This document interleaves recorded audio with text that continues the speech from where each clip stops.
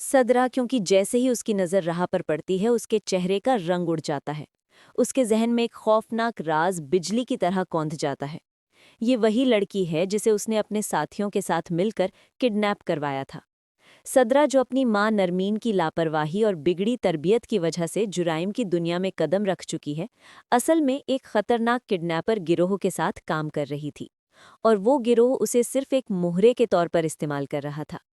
इसी लम्हे कबीर सबके सामने खड़ा होकर एक ऐसा ऐलान करता है जो पूरे घर की बुनियादें हिला देता है।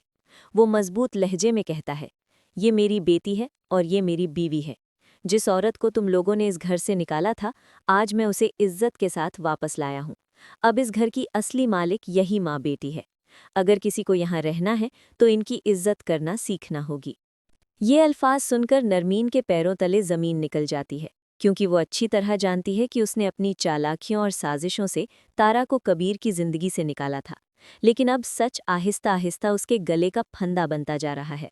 दूसरी तरफ रहा जो बरसों की तकलीफ अपने दिल में छुपाई बैठी थी, अब अपनी माँ के हक के लिए डट कर खड़ी हो जाती है।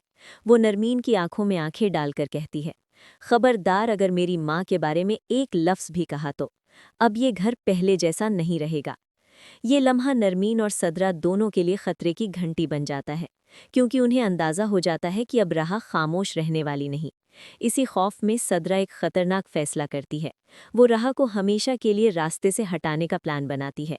वो अपने पुराने साथियों से राब्ता करती है और एक बार फिर किडनैपिंग का जाल बिछा देती है। लेकिन उसे ये मालूम नहीं होता कि इस बार किस्मत उसके साथ नहीं, क्योंकि डीसी अरमान को पहले ही सदरा की मशकूक सरगर्मियों का अंदाज़ा हो चुका था और उसने अपने खुफिया अहलकार उसके पीछे लगा दिए थे। एक दिन सदरा बड़ी चालाकी से राह को बहाने से अपने साथ बाजार ले जाती है। बज़ाहिर सब कुछ मामूल के मुताबिक लगता है, लेकिन अचानक सड़क पर खड़े कुछ अफराद आगे बढ़ते हैं और पलक झपकते ही राह को पकड़ने की कोशिश करते हैं।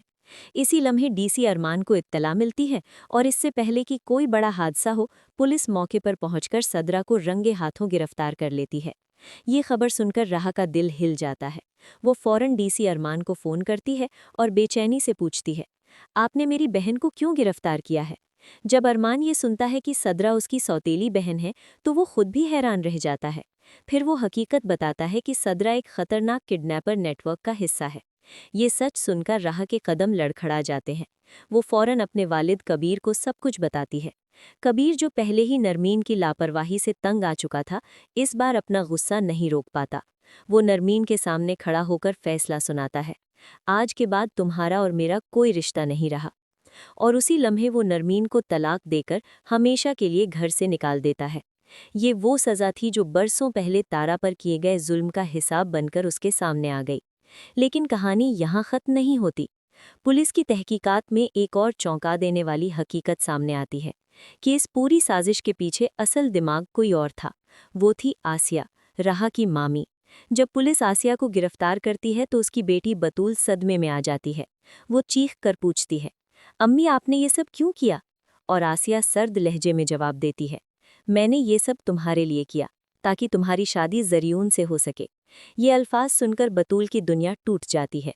लेकिन उसी लम्हे डीसी अरमान एक और धमाकेदार इंकिशाफ करता है कि जरियून सिर्फ इस साजिश में शामिल ही नहीं था, बल्कि उसने खुफिया तरीके से घर की सारी जायदाद अपने नाम भी करवा ली थी।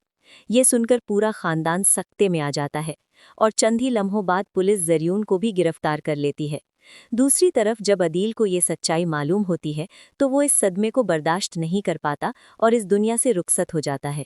यूं एक एक करके तमाम किरदार अपने आमाल की सज़ा पाने लगते हैं। आसिया जेल की सलाखों के पीछे चली जाती है, लालची जरियून और उसका बाप भी कानून के शिकंजे में आ जाते हैं, और नरमीन तन्हा और बेसहारा होकर अपनी गलतियों का बोझ उठाने पर मजबूर हो जाती है। आखिरकार वो दीवार जो बतूल और राह के दरमियान खड़ी थी गिर जाती है। दोनों एक दूसरे को गले लगा लेती हैं और पहली बार एहसास होता है कि असल रिश्ता खून का नहीं, दिल का होता है। कहानी के इख्तिताम पर राह एक मजबूत और खुद मुख्तार औरत बनकर उभरती है। वो अपने नाना के घर वापस आती है और उनका कारोबार संभालकर साबित करती है कि जुल्म और साजिशें वक्ती होती हैं, लेकिन सच और हौसला हमेशा जीत जाते हैं।